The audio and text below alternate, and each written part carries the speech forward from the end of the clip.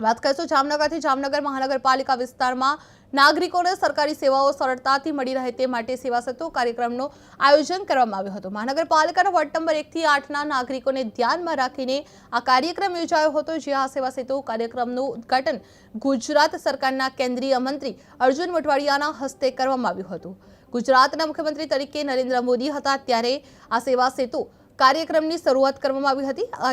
આ યોજનાનો મુખ્ય હેતુ એ છે કે નાગરિકોને અલગ અલગ સરકારી કચેરીઓમાં ધક્કા ન ખાવા પડે અને તમામ સેવાઓ એક જ જગ્યાએ સરળતાથી મળી રહે। સેવા સેતુ કાર્યક્રમ અંતર્ગત ગુજરાત સરકારની અંદાજે 55 જેટલી વિવિધ કલ્યાણકારી યોજનાઓનો લાભ નાગરિકોને એક જ સ્થળે સરળતાથી મળી શકે છે, જેથી અરજદારોને વિવિધ યોજનાઓ માટે અરજી કરવાની પ્રક્રિયા સરળ બને અને તેમને ઝડપી સેવા મળી રહે। આ રીતે સેવા સેતુ કાર્યક્રમ દ્વારા રાજ્ય સરકાર નાગરિકોને ઘર આંગણે સરકારી સેવાઓ પહોંચાડવાનો પ્રયાસ હાથ ધરવામાં આવી રહી છે। જે જામનગરમાં સેવા સેતુ કાર્યક્રમ યોજાયો છે, જે વોર્ડ નંબર 1 થી 8 માટે સેવા સેતુ કેમ્પ યોજાયો હતો, જેમાં અર્જુન મોઢવાડિયાના હસ્તે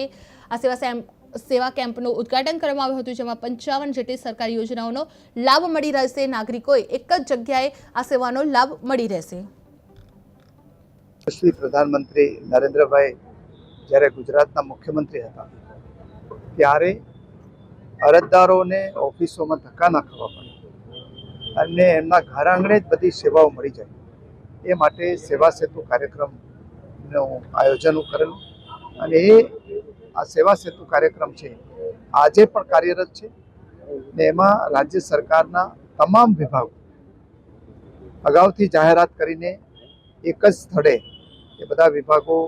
હાજર રહી અરજદારો આવે અને જે વિભાગનું કામ હોય એ વિભાગમાં અરજી કરીને એનો તાત્કાલિક તે જ દિવસે એને સેવા મળી જાય, એ પ્રકારની આજે પણ આ વ્યવસ્થા ચાલુ છે। એના ભાગરૂપે આજે જામનગર શહેરમાં વોર્ડ નંબર 1 થી 8ના જે સેવા સેતુનો કાર્યક્રમ છે એ ટાઉન હોલ ખાતે આજે આયોજન કરવામાં આવ્યું છે ને એમાં રાજ્ય સરકારના જુદા જુદા વિભાગો અને મહાનગરપાલિકાના વિભાગો સહિત અહીંયા બધા મળીને 55 જેટલી સેવાઓ અહીંયા જે નાગરિકો આવશે એમને એ જ દિવસે પૂરી પાડવામાં આવશે, એટલે કોઈ પણ વચેટીઓ ના રહે, કોઈ પણ પ્રકારનું એમાં ડિલે પણ ન થાય અને જે દિવસે અરજી કરે એ જ દિવસે એની સેવાઓ મળી જાય, એ પ્રકારનું રાજ્ય સરકારે આયોજન કર્યું છે। અને આજે સેંકડોની સંખ્યામાં નાગરિકો એ સેવાઓ જુદી જુદી આધાર કાર્ડ કઢાવવાનું હોય કે આયુષ્યમાન કાર્ડ હોય, બેંકમાંથી લોન લેવાની હોય કે પછી વીજળીનું કનેક્શન લેવાનું હોય કે શિષ્યવૃત્તિના ફોર્મ ભરવાના હોય, એ સહિતની જેટલી પણ સેવાઓની જરૂર હોય એ તમામના અલગ અલગ કાઉન્ટર છે અને નાગરિકો એમાંથી પોતાની સેવાઓ મેળવશે। આ સુંદર આયોજન કરવા માટે મહાનગરપાલિકાના બધા જ પદાધિકારીઓ,